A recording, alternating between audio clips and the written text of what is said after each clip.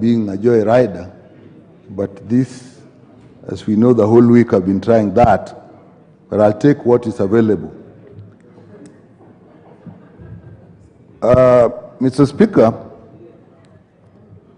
the issue is that the interns have been posted. And that's what we are told. But what we know, not all interns have reported. And then that brings to me the issue that I would like a clarification from the minister. When we use the word intern, who are we talking about? There are various cadres within the ministry, and they do different internship. Now, there are also generally in the country the term internship which is used in industry.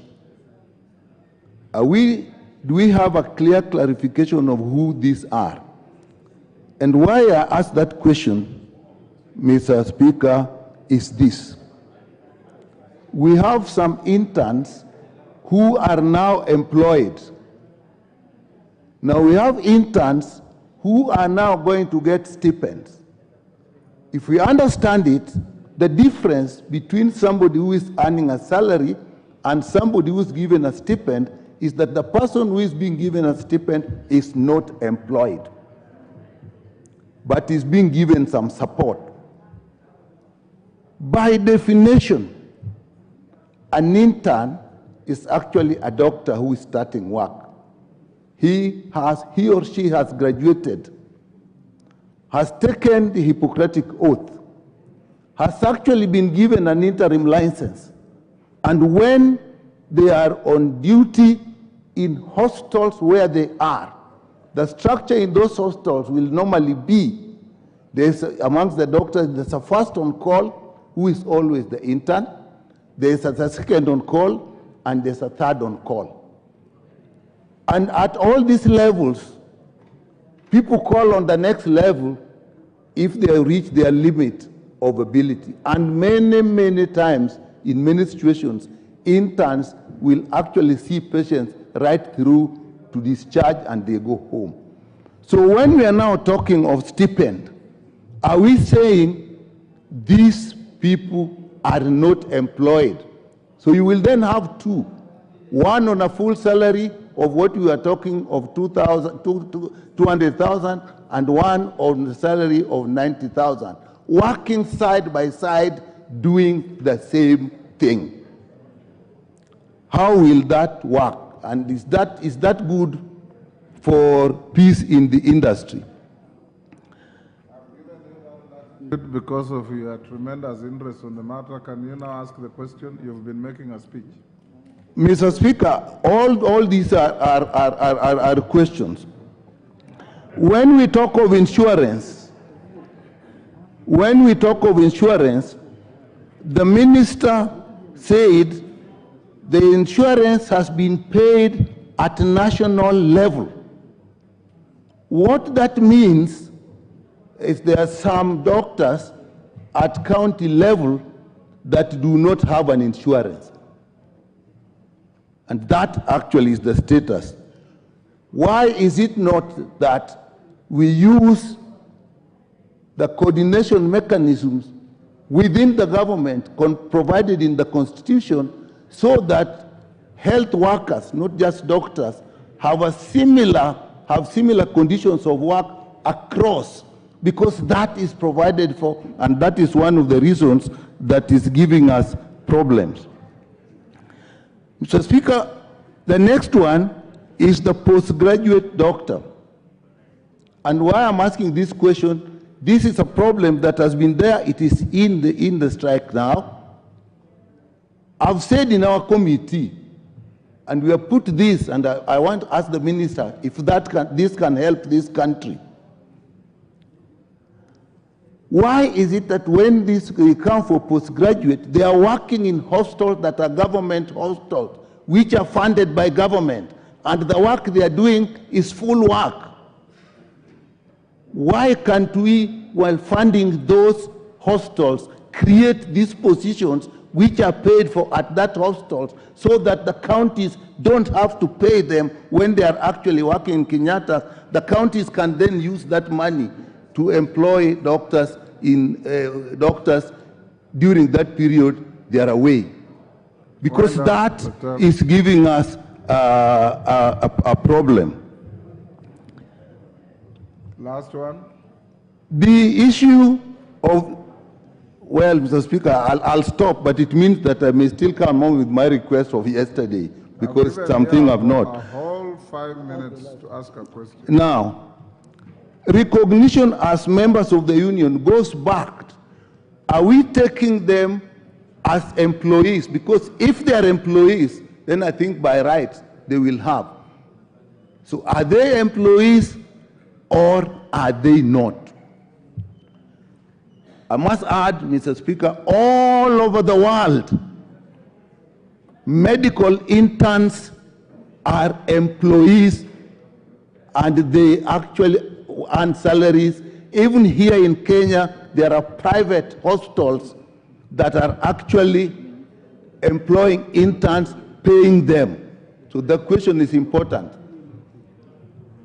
Mr. Speaker, I have the interest of this country at heart, and therefore I know that is the last. But I want to make a suggestion which I think can help this country.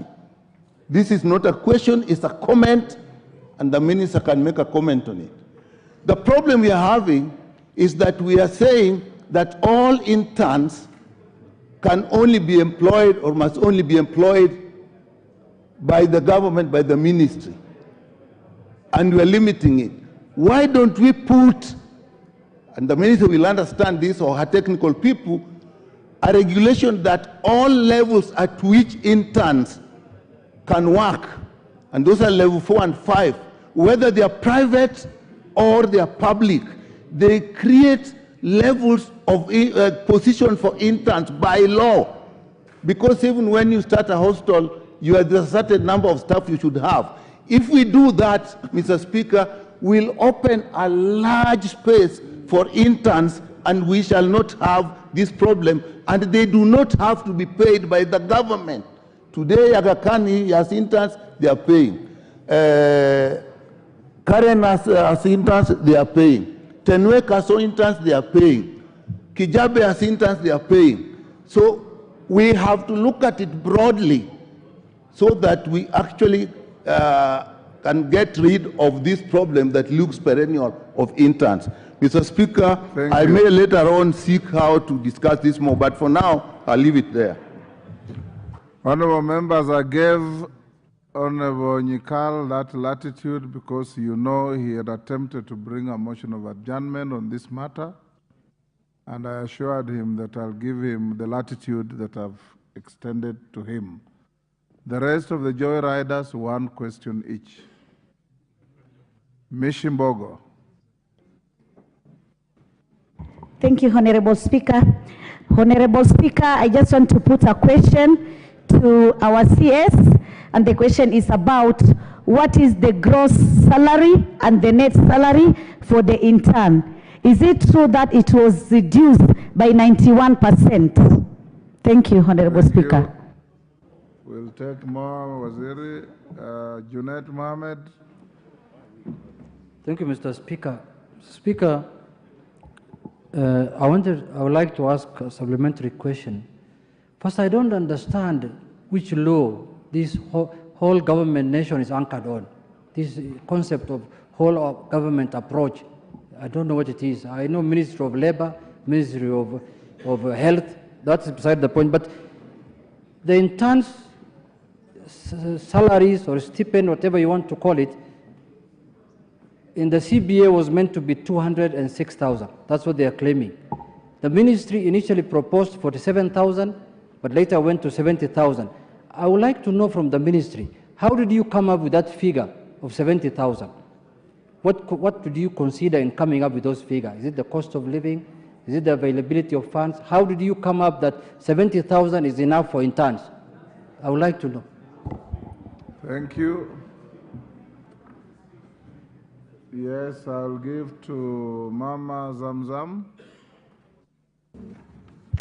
Asante sana Mheshimiwa Spika. Swali moja tu.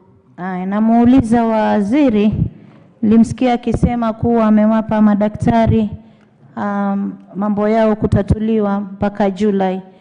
Nataka nimuulize, kuna yule mama ambaye ni mjamzito na mtoto amefika wakati wake wa kuzaliwa, anahitaji daktari kumsaidia. Huyu mtoto yeye amempangia kitu gani na kwa nini ameondoa linda mama ambayo yasaidia kina mama? Asante. Mwenje. Minister, record all those. I'll give you. Thank you, Honorable Speaker. Honorable Speaker, during this time where the doctors and the interns are on strike, I'd like the Cabinet Secretary to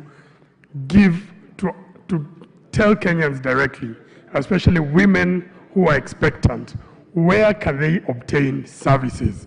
This is an issue, Honorable Speaker. All members of Parliament are being contacted by their constituents, and because of the shortage of doctors, what options do Kenyans have during this difficult time? Thank you, Honorable Speaker. Thank you. John Badi. Mutauliza tu. Thank you, Mr. Speaker. And I want to thank the Cabinet Secretary for a detailed answer or response to this question. But I just want to ask one straight question. The CS has indicated clearly that she has been asked by the Treasury to rationalize the budget of the ministry. What is the CS doing in that exercise of rationalization of the budget?